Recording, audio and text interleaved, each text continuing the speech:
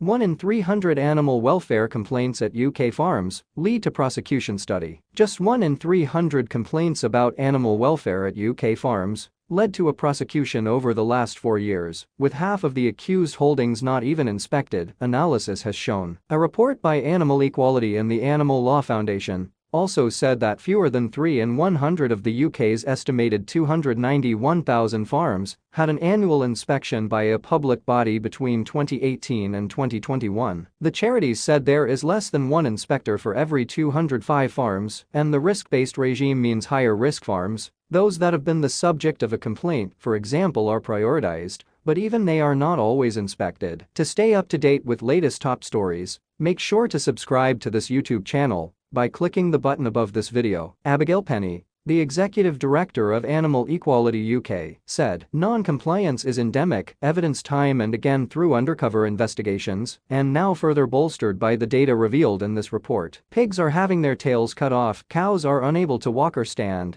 and hens are crammed into overcrowded cages. Yet farms are typically receiving little more than a slap on the wrist. These findings are disturbing and should be alarming to any consumer. Animal abusers need to truly be held accountable. Right now, this is evidently not the case. Of the farms that were inspected after a complaint, non-compliance on site was identified at just under a third, according to the report titled The Enforcement Problem, which was compiled using data gathered from public bodies. Like prosecutions, use of other legislative enforcement actions was rare, with 144 improvement, care or compliance notices issued in 2020, while local authorities received 6,466 complaints relating to farmed animal welfare. The authors found that even when investigations by animal protection organizations such as Animal Equality, Animal Aid, Compassion and World Farming and Open Cages uncovered alleged evidence of illegal activity or substandard practices, more often than not, it went unpunished. Across 65 such exposes released between 2016 and 2021,